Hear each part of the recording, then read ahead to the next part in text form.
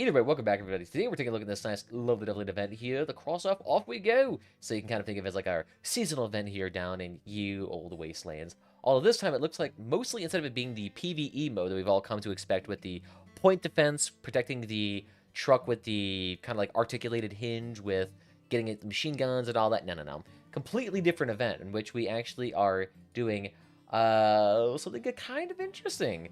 We're actually getting flying in this game right now, which honestly is kind of jazzy. And to go with that, we also got ourselves a lot of brand new snow-themed maps, which you kind of see right here in this YouTube video. But you can see now you got all these cars taken off here. And honestly, kind of messed, kind of really cool too at the exact same time. So I'm really loving the event.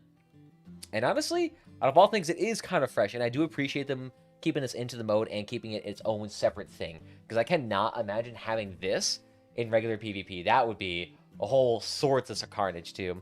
Especially considering that there is some balance concerns when it comes to a boat like this. Because as you can imagine, you're dealing with large open maps that are meant for flying. And then a couple of maps that are not meant for flying. There's a bit of kind of weird quirks where, for one, the flying height seems really short. Like, the actual, like, distance you can go up, like, up and down is really short because after a while, you eventually hit the cap, the ceiling, and then if you don't fly back down, you die, which is after, like, 8 or so seconds. So, it's an interesting dynamic and also dealing with the balance of bots because the issue is that some of the bots are really great at aim tracking, that are really great at pinpoint vehicle and shooting it down, which if you're dealing with a kind of slow helicopter or someone that's using, like, a Reaper or Equalizer or anything that has really great accuracy, it can be very deadly, very effective, really quickly. But we'll talk about that in a separate mode when we actually delve into the whole lovely off we go event. But either way, kind of you get the idea here. Off we go. It's a mode in which you deal specifically with the helicopter blade. If you don't know where to get the helicopter blade, if you actually log into Crossout, it'll be up here in the top right corner, similar to where you get like premium time or other notifications that get a free item. That's where it would be usually. Beyond that, looks like this is available from level 4 onward, although you do have to have a vehicle between 3,000 to 10,000 power score from what I understand. And if you don't know if your car actually meets that, if you go into here, it tells you what you basically need. So 3,000 to 10,000, level 4 reputation, plus here's a level flavor text. But with that, you also get yourself nice, lovely wires and the crackers, which actually can be utilized in crafting in this section. So it won't be utilized in the crafting of the primary or like the really nicely good fusion items that are like the creme de la crop of fusion items, but it's actually utilized to make more of like the seasonal event items. So it'd be like these New Year's surprise containers that contain your chance at one epic item, but you can only craft, I believe, one of these. Yeah, only one is available to craft. You can craft an unlimited amount of these sticker containers, or you can craft some of the other like decorative items you can have for your garage, like these 4 items here, or items to your car, like the candy cane, snow tires, neon Santa, Iron Father, and a couple of other things, as well as these temporary fireworks things, which work and they just sprinkle out a bunch of whole hoopla. Love that stuff. But the main thing, if you love them paints, get an opportunity to get the nice seasonal paints again, which to be honest, they usually get pretty cheap after the holidays, but if you don't have them, feel free, give it a try already. They're really cool looking paints, and I'm a very big fan of it. Although, wow, it looks like these things got real expensive and real cheap. Not quite as hot tamales as they usually are, but yeah, that's kind of one thing. So, not used for the fusion items, but for all the cosmetics, you got those crackers there. Beyond that, you also get access to daily challenges that usually revolve around doing the event and specific tasks within the event. So usually you can find those over here in the challenges section. So you can do 2 of the special events in which you get this nice, lovely pilot's container. I'm not quite sure what it contains, but generally they say it contains a hologram, paint, sticker, or decoration for the range. And it looks like these are special events. You have to win 2 of the events. You get the latest lovely crate. You open it, you get one of a variety of the items, and you put it into your garage. Wow, how absolutely ecstatic. But it appears that not to be like a completely, how should say, repeatable of a quest or reward, but we'll see actually upon actually getting multiple wins. Beyond that, it also actually gives you progress towards your any brawl mode, because technically it qualifies as a brawl that's active all the time. So if you need to make progress towards your weekly brawl cap, this is one way to do that. Beyond that, they talked about the lost and found explosives workbench, which involves around the crackers. I've already told you about that. You kind of get the idea. But I should also mention that generally these actual fusions are really great for what they are. So for example here, the Storm Cannon, if you buy this, generally trying to get the fusion is much more complicated because there's like a couple dozen combinations. But with this one, you get some of the best here with durability, damage, and spread growth reduced by 17%, which an autocannon that fires really quickly, this is absolutely excellent for this gun. And you can see that if you were trying to actually like calculate this out in your head, like, oh, I want the optimal fusion in my mind, doing it this way is actually statistically the cheapest because you're much less likely to get those unusual fusions that are not very good. Plus, if you have to fuse an item more than once, then this is generally going to be the more profitable way to go. So, great way if you're looking for fusions. You know, fantastic. Here's an opportunity. You got plenty of options for fusions, and it looks like basically they have nearly every gun in the game available for a fusion. So, if that's what you're looking for, enjoy yourself. Go hog wild. For everyone else who doesn't like to blow money, yeah, don't fuse. Beyond that, we got ourselves a nice, lovely Savior pack they've released with the snowstorm season here. So, kind of get the idea. Generally, there's actually going to be one unique part here, and that is the Savior. It's a nice little heavy-duty cabin here, 1500 power score, maximum speed 65 kilometers an hour, so not a very big boy. But its tonnage is decent, its mass limit is fairly decent at around 18,500. Beyond that, we also have energy of only 11, so not the creme de la crop, but alright. Durability of 450, so it's alright. And a mass of 4,000 kilograms, so not terribly heavy. But the interesting thing about this perk is that when you actually ram with it, you get a temporary damage bonus of 25%, which is actually, you know, decently high. That's similar to what you'd get in the Humpback that requires you to take 1,000 points damage, or the Icebox, which I believe only gives you 10%, if I remember correctly. That's the one that gives you 10% permanently for fixed angle weapons. Sorry, no. It is only for 15%, but still really decent. So actually getting that nice lovely 25% temporarily, which is decent for a car like this. Also comes with the Snowfall rocket launchers, and depending on the quality of the pack you get, between the $65, $30, or the $14, it depends on what other parts you get as well.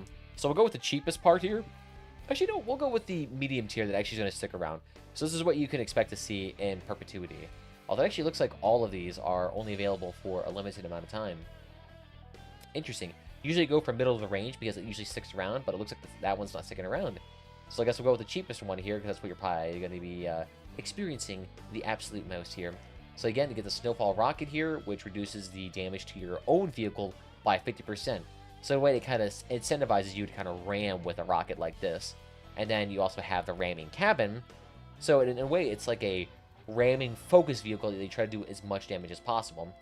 And the nice thing about the Snowfall, too, is that it actually can continuously launch. You don't have to actually individually click every single time.